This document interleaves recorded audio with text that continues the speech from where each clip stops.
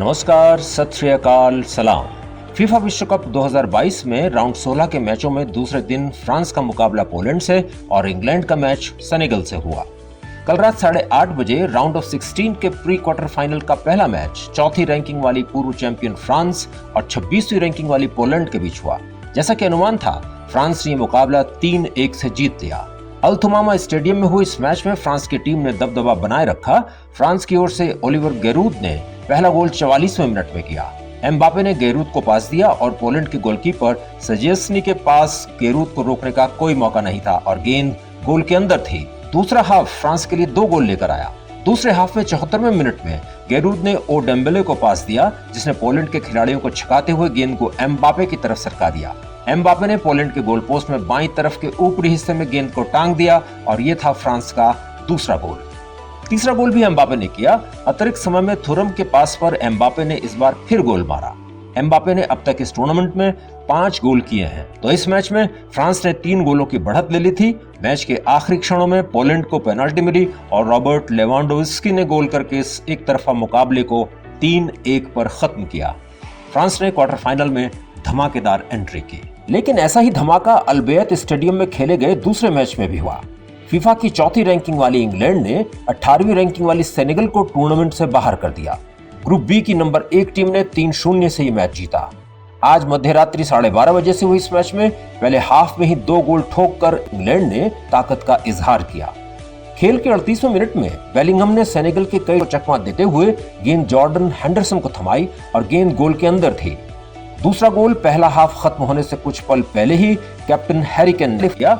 England के खिलाड़ी Foden ने बिना मार्क किए हुए केन को गेंद सरकाई और टूर्नामेंट में अपने पहले गोल का इंतजार कर रहे केन ने गोल ठोक दिया। अभी सेनेगल की टीम दूसरे गोल का सदमा भूली भी नहीं थी कि बुकायो साका ने फोडेन से मिले पास पर 57वें मिनट में तीसरा गोल किया। साका का विश्व कप के इस साल के मुकाबलों में ये तीसरा गोल है। तो दिल थाम के बैठिए, फीफा विश्व कप में दूसरे क्वार्टर फाइनल की टीमें तय हो गई हैं। पूर्व चैंपियन फ्रांस और इंग्लैंड के बीच ये मैच खेला जाएगा। फुटबॉल के प्रेमियों के लिए इससे अच्छी ट्रीट और क्या हो सकती है। इन दोनों यूरोपीय महारथियों में कौन जीतेगा?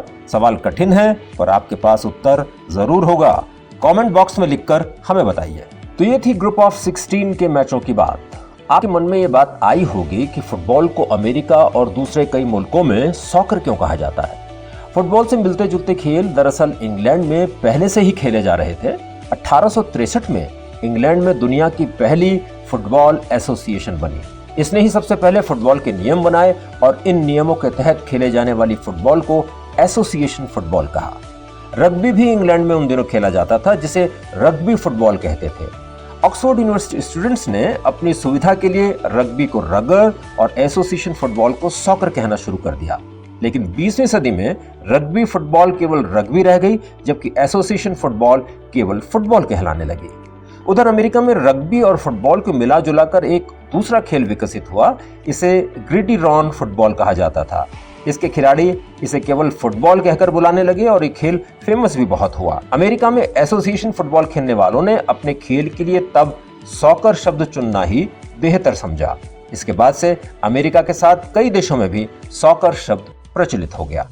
अच्छा, क्या आप बता सकते हैं कि कुरत अल कदम और सेपाक बोला इसका क्या मतलब होता है? अगर आपको पता है तो कमेंट बॉक्स में लिखकर जरूर बताइएगा। इतना आपको बता दें कि इसका संबंध फुटबॉल से ही है। कल फिर आपसे मिलेंगे। मेरे वरिष्ठ साथियों को प्रणाम और जवान साथियों को बाय बाय।